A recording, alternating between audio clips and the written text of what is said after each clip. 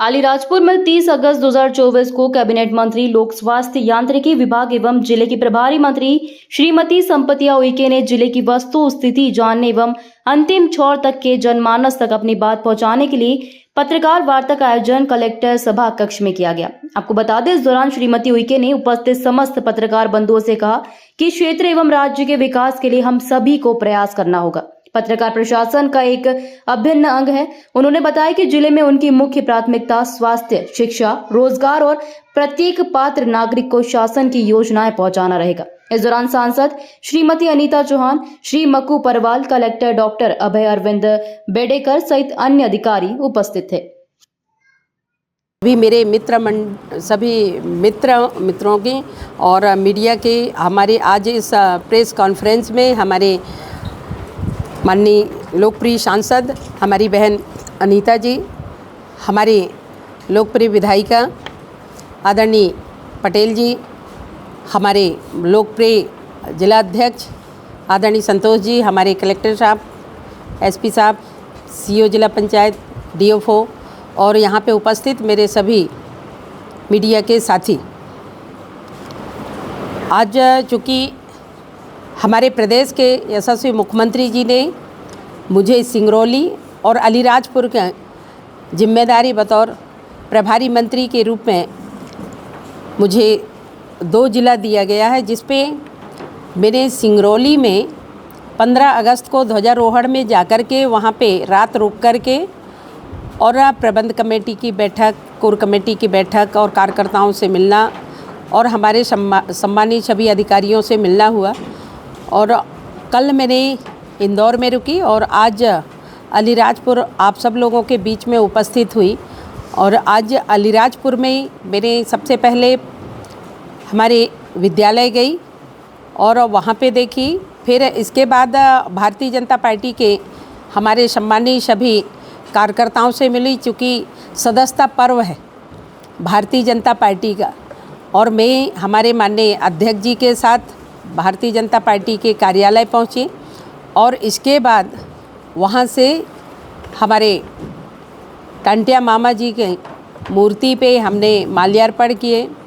हम चंद्रशेखर आज़ाद जी के उस जन्म स्थल पे भाभरा गए और अभी मैं जिला कलेक्टर के कार्यालय में हमारे सभी विभाग के सम्मानीय अधिकारियों के साथ बैठ कर के पूरे ज़िले को समझने की प्रयास की। मैं आप सब लोगों से प्रार्थना करती हूँ कि यशस्वी देश के प्रधानमंत्री आदरणीय नरेंद्र मोदी जी की जो योजनाएं जनता को समर्पित किए हैं, जो योजनाएं अंतिम छोर के बैठे ऐसे हमारे जनजाति समाज के भाई बहनें हों, महिलाएं हों, युवा हों, किसान हों, ऐसे सभी वर्ग के लिए अनेक योजनाएं संचालित किए हैं। मैं आप सब लोगों से प्रार्थना करती हूँ कि उन सभी योजनाओं को नीचे स्तर तक पहुंचाने के लिए आप सब लोगों का योगदान और सहयोग ऐसे लगातार मिल रहा है और भविष्य में भी मिलता रहे। अभी माननीय प्रधानमंत्री जी ने बहुत अच्छे योजनाएं निकाले हैं और आप सब लोग भी देख रहे होंगे कि बजट में इतना बढ़ोतरी हुआ है। उसके साथ साथ हमारे प्रदेश के यशस्वी मुख्यमंत्री जी ने भी बहुत अच्छी योजनाएं निकाल करके और हर योजनाओं में उन्होंने बढ़ा चढ़ा करके आवंटन दिया है।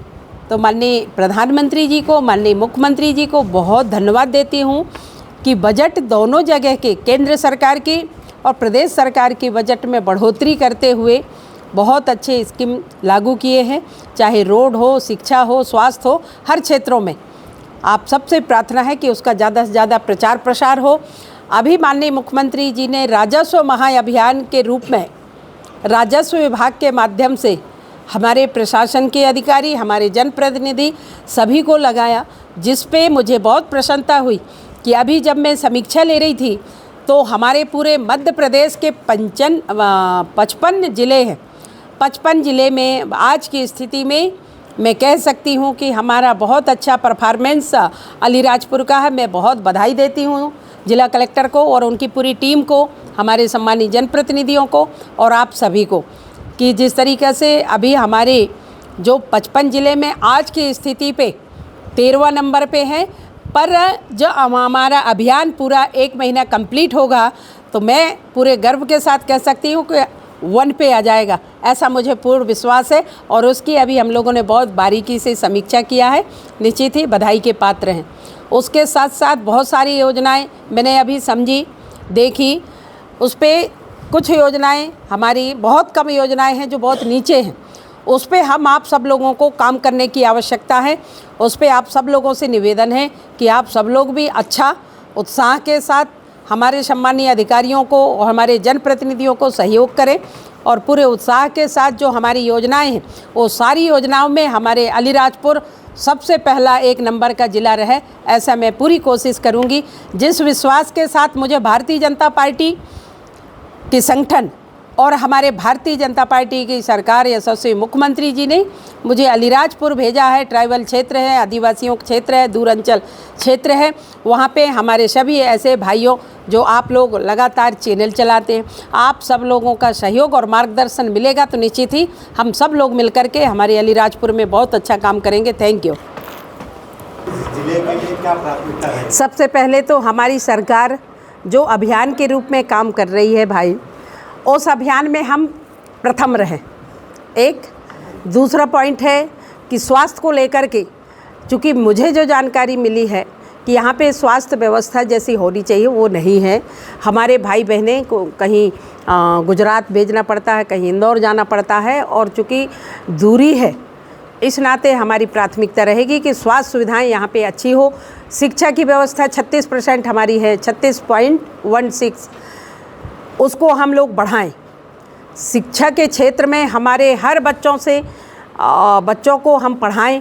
और आज के इस बैठक में विशेष मेरा प्रयास है, अपील है कि हर माता पिता, हर पेरेंट्स से कि वो अपने अपने बच्चों को पढ़ाएं और साक्षरता में विशेष ध्यान रखते हुए अपने बेटी हो या बेटा हो उन सभी को पढ़ाएं। और साक्षरता के क्षेत्र में हम आज बहुत पीछे हैं, कहने में मुझे कोई संकोच नहीं है।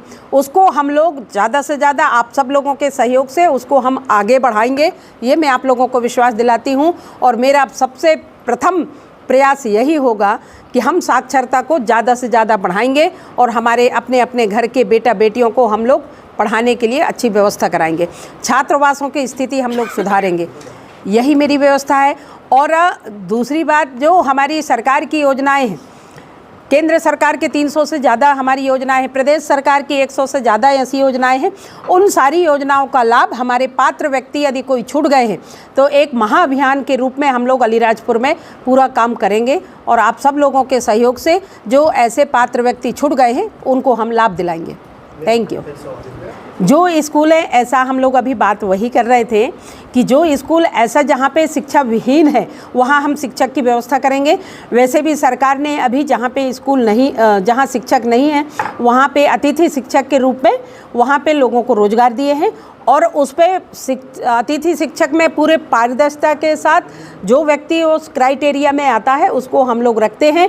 और आज मैं ये कह सकती हूँ कि बहुत अच्छे से वो सेवाएं दे रहे हैं, शिक्षक बनकर के बच्चों को पढ़ा रहे हैं। आज जैसे मैं आ रही थी तो वहाँ पे हमारे एक अतिथि शिक्षक थे, 3 क्वेश्चन की, वो तीनों क्वेश्चन का जवाब दिया और संस्कृत में वो बच्चों को शिक्षा दे रहा था। मैं उनको धन्यवाद देती हूँ। बड़ा सवाल है।